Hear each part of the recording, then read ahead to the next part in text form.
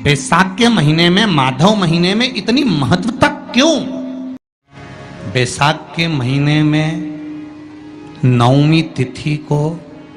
माता जानकी का प्रागट्य हुआ है।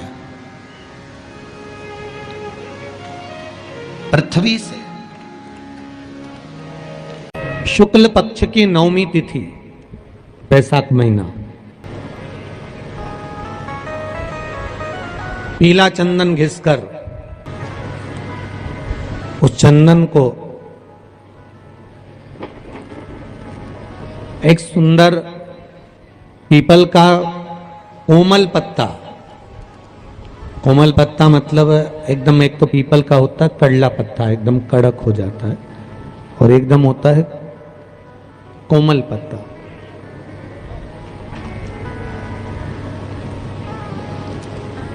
उस पीपल के कोमल पत्ते पर पीला चंदन घिसकर, जो वह चंदन होता है, उस चंदन को घिसकर उस चंदन को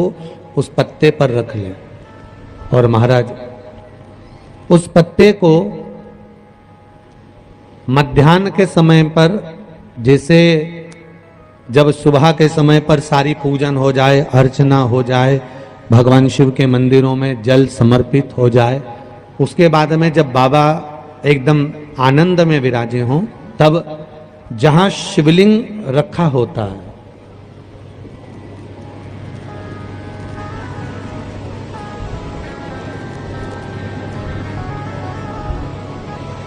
जैसे ये शिवलिंग है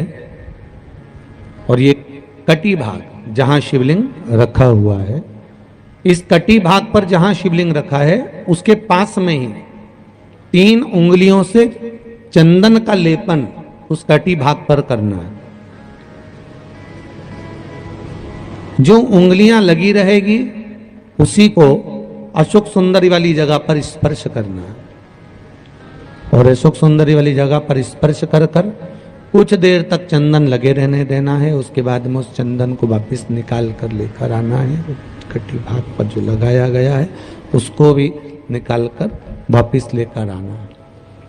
फिर बाबा का स्नान नहीं कराना है, केवल चंदन लेकर आना है, उसी पीपल के पत्ते पर रखकर। एक डिब्बी में उस चंदन को आप रख लीजिए। कुछ दिन जिसकी नेत्र ज्योति कमजोर है, चश्मा लग रहा हो, श्रवण शक्ति कमजोर हो, सुनाई कम दे रहा हो, उसके कंठ से इस ठोड़ी तक उस चंदन का तिलक लगाना प्रारंभ कर दीजिए, और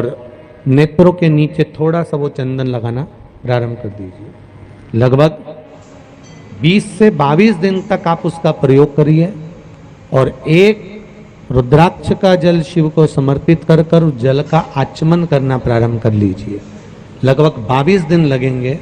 धीरे धीरे फिर जाकर डॉक्टर को जांच करा लेना, नेत्र की ज्योति बढ़ना प्रारंभ हो गई है। पर विश्वास के साथ में, भरोसे के साथ में, क्योंकि सबसे मूल अगर कुछ है तो विश्वास मूल है। बीमारी डॉक्टर का पीछे ही नहीं छूट रहा हो तो शिव महापुराण, विष्णु पुराण और स्कंद पुराण में जो पुरुषोत्तम कथाओं का वर्णन किया गया है, एक आटे का दिया, उसमें 4 बत्ती, आटे के दिए में 4 बत्ती रखें, तिल्ली का तेल डाल लें, थोड़ा सा उसमें सरसों का तेल डालें। महाराज घर के बाहर, अर्थात घर के अंदर के बाहर जो चौखट होती, चौखट से थोड़ा सा बाहर, बिल्कुल चौखट पे नहीं बैठना, थोड़ा सा बाहर, नवमी तिथि के दिन शाम के 6 से 6:30 के बीच में 21 बार जो व्यक्ति बीमार रहता है उसके सिर से नीचे की ओर श्री नरसिंह भगवान का स्मरण कर कर, जिस अधिक मास में जिस तिथि को उतारा कर रहे हो उस तिथि का नाम लेकर, उस अश्विन अधिक मास का नाम लेकर, जो व्यक्ति का उतारा कर रहे हो उसका नाम और गोत्र लेकर 21 बार जो उतार कर उस दिए को घर के ही चौखट पर रख देता है, उस व्यक्ति की बीमारी छूट जाती है महाराज, वो रोगीला नहीं रहता। बैसाख के महीने में, माधव महीने में इतनी महत्वता क्यों? बैसाख के महीने में नवमी तिथि को माता जानकी का प्रागट्य हुआ है। पृथ्वी से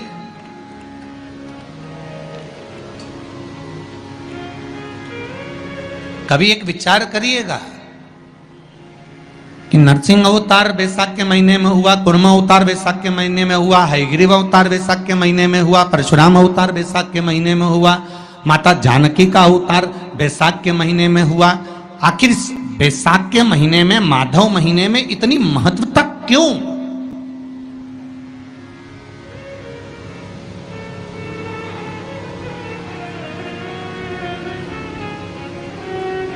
बैसाख के महीने में पड़ने वाली एकादशी,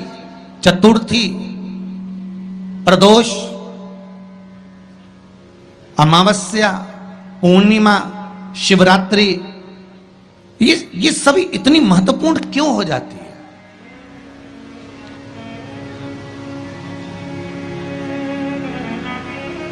इसकी महत्वता इतनी प्रबल क्यों हो जाती है? किस लिए? क्योंकि बैसाख का जो महीना पड़ता है, सूर्य की संपूर्ण तपन, सूर्य देव अपने पूर्ण तेज के साथ में, पूर्ण तेज के साथ में मृत्यु लोक के निवासियों पर, चाहे जलचर हो, थलचर हो, वायुचर हो, चाहे जो जीव हैं, उस पर जब किरण फेंकते हैं तो संसार का जो मनुष्य है उस पर जब ताप पड़ता है तो ताप पड़ने के कारण उसके मुख से भगवान का नाम निकल ही जाता है, स्मरण नाम निकल ही जाता है। जब उसके मुख से भगवान का नाम निकलता है तो वो भगवान की शरणागति खुद ग्रहण कर लेता है, स्वयं शरणागति ग्रहण कर लेना। बैसाख की पोथी पढ़ते हो आप लोग? आप में से अगर कोई पढ़ता हो बैसाख महीने की पोथी, तो उसमें एक वर्णन आता है। उस बैसाख के महीने में मात्र अगर 5 बेलपत्र और मट्टी के पात्र में रखा हुआ जल, मट्टी के पात्र से मतलब है कलश, जो माटी का जो कलश होता है आपके घर में जो रखा हुआ है, ये जरूरी नहीं है कि वो नया ही खरीदना पड़ेगा, ये जरूरी नहीं है कि वो आपको नया ही कलश खरीदना है, नया ही आपको लेकर आना है, या नया ही आपको लेकर आओ। आपके घर में जो मिट्टी का कलश लगा,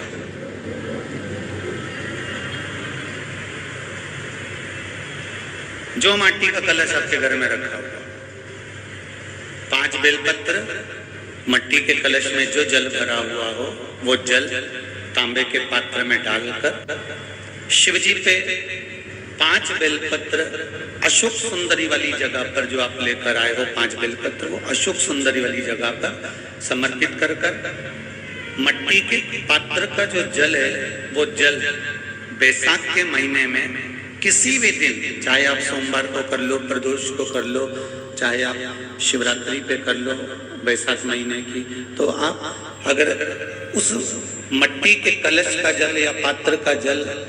शंकर भगवान को 5 बेलपत्री अशोक सुंदरी वाली जगह पर समर्पित कर